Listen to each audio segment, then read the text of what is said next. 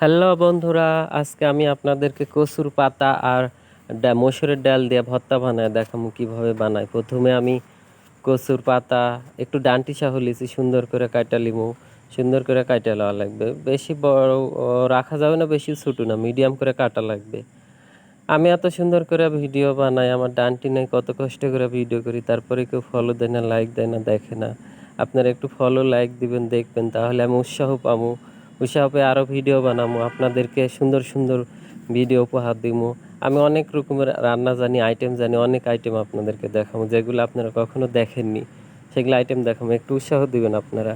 প্রথমে সুন্দর করে কাটা লিমু সব কচুর পাতা ডান্টি সহ, একটু ডান্টি সহ দিলে ভালো লাগে। আর আমি এগুলা কচুর পাতা নিয়েছি, গাছগুলো অনেক ছোট ছোট ছিল, এই জন্য একটু ডান্টি সহই কাটা লিছি। ছোট ছোট গাছ তো, আর নরম নরম পাতা, নরম নরম ডান্টি, তাই জন্য সুন্দর করে কাটা লিছি। এবার আমি পাতা ডান্টি কাটা শেষ, এবার হচ্ছে পেঁয়াজ আর রসুন কাটা লিমু। কচুর পাতা আর মসুরের ডালের ভর্তা পেঁয়াজ রসুন একটু বেশি দেওয়া লাগে, আর সব ভর্তাতে একটু পেঁয়াজ রসুন বেশি দেওয়া লাগে। পেঁয়াজ রসুন আর কাঁচামরিচ, এই তিনটা আমি এবার রেডি করে লিমু, সুন্দর করে কাটা লিমু। লিয়ে একটা বাটির থিয়া ধুয়ে লিমু, তারপরে দেওয়া লাগবে। আপনারা একটু ফলো লাইক করবেন, তাহলে আমি উৎসাহ পাবো। আমি নতুন, আপনারা যারা আছেন তারা উৎসাহ দিবেন আমাকে। সুন্দর করে কাটা লিমু, সুন্দর করে কাটা লিয়ে রসুনের কোয়াগুলো সুন্দর করে ছিলা লিতে, সুন্দর করে ছিলা লিয়ে তারপরে একটা বাটির মধ্যে থুইয়া তারপর ধুইয়া লিমু, সুন্দর করে ধোয়া লাগবে। আর কচুর পাতা মসুর ডালের ভর্তা অনেক ভালো লাগে, আপনারা একসাথে করে খায়া দেখবেন। একদিন খালে মাঝে মাঝে করতে মন চাবে।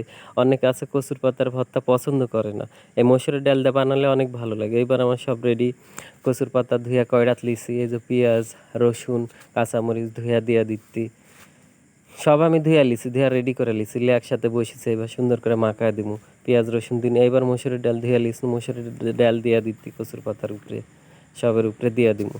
দিয়া এবার ময় মশলা দিমু। মসুরের ডাল দেওয়া শেষ। এবার আমি আদা জিরা রসুন বাইটা আমি ফ্রিজের থিয়া দিই, বের করে ওর থেকে না দিনু, একটু দেওয়া লাগে, না দিলে ভালো লাগে না। এইবার আমি দিমু লবণ, লবণ পরিমাণ মতো দেওয়া লাগবে। আপনারা যেমন খাবেন তেমন দেওয়া লাগবে লবণ, লবণের তো কম বেশি হয় না। এবার দিমু হলদির গুঁড়া, হলদির গুঁড়াও মানে পরিমাণ মতো।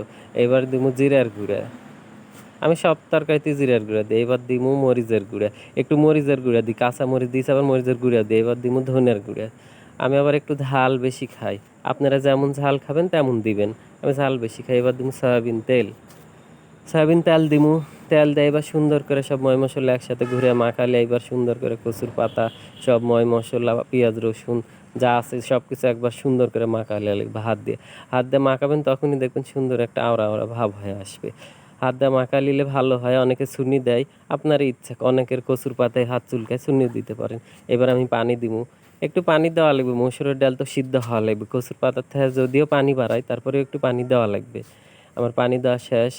এবার আমি চুলার উপর তুলে দিছে, এই যে সুন্দর বলক উঠিছে। বলকিতে যখন বলকিবে অনেকক্ষণ পর পর একটু একটু করে উল্টা দিবেন, বেশি লাড়বেন না, তাহলে গলা যাবে, গলা গেলে আবার লাগা যাবে। মসুর ডাল তো গলা গেলে কয়রার সাথে লাগা যায়, এই জন্য ঝাপা দিয়ে দেয়, সুন্দর করে সিদ্ধ করে লওয়া লাগবে। সুন্দর করে সিদ্ধ পানি মারা লিছে। এবার আমি নামাই লিছি, লিয়া সুন্দর করে ঘুটনি দিয়ে একবারে ঘুটে ঘুটে ঘুটে মরিচ পেঁয়াজ রসুন মসুরের ডাল কচুর পাতা ডান্টি যা আছে সব একবারে ঘুটে লওয়া লাগবে, সুন্দর করে একবারে পালিশ করে লওয়া লাগবে। সুন্দর করে কয়রা ধরে ডান্টি দিয়ে ঘুরে ঘুরে ঘুরে ঘুরে ঘুরে ঘুঁটা লাগবে। একবারে মালিশ করবেন, দেখবেন যতক্ষণ সব কিছু পালিশ হবে না, এরা ডলতেই থাকবেন। এত ডলা শেষ। এবার আমি পেঁয়াজ রসুন কাটালিস না একটু বেশি করে, এবার আমি তেলে দিব। এই জন্য চুলার উপরে একটা কয়রা দিয়ে পেঁয়াজ রসুন দিছি, দিয়ে সয়াবিন তেল দিছি, দিয়ে জাল ধরা দিছি, দিয়ে লাড়া লাগবে। আর একটা জায়গাতে আমি হলো পাঁচফোড়ন দিছি, পাঁচফোড়ন আর একটু জিরা, ওটা দিলে ভালো লাগে। এই তো আমার পেঁয়াজ রসুন লাল লাল প্রায় হয়ে আসিছে, লাল লাল হয়ে গেলে তখন এই যে পাঁচফোড়ন আর জিরা দেওয়া লাগবে। এটা না দিলে ভালো লাগবে না। দিছি দিয়ে পটপট করে যখন ফুটবে, সুন্দর করে লাড়া লাড়া যখন লাল লাল হয়ে আসবে, আমি একটা বাটির ঢালা লিসনু, সেই সিদ্ধ করে থোয়া মসুরের ডাল কচুর পাতা সব কিছু ঘুঁটা থুসনু, সেটা একটা বাটির থিয়া দিছি। এবার সুন্দর করে ঢালা দিব, সুন্দর করে ঢালা দেওয়া লাগবে। আর একটু তেল বেশি দিলে ভালো লাগে, আমি তেল একটু বেশি দিই। সুন্দর করে ঢালা দিছি, দিয়ে এখন সুন্দর করে লাড়া লাড়া উল্টা পাল্টা জাল দেয় সুন্দর করে। আপনার মনের মতো যখন হবে তখন নামায় নেবেন, নামালিয়া খাবেন, খায়া দেখবেন কী স্বাদ। আর আমার ভিডিও একটু আপনারা লাইক কমেন্ট শেয়ার করে দিবেন, আমি নতুন, আপনার উৎসাহ পারলে তো আমি ভালো ভালো ভিডিও দেখা পারবো। আপনারা একটু শেয়ার করুন।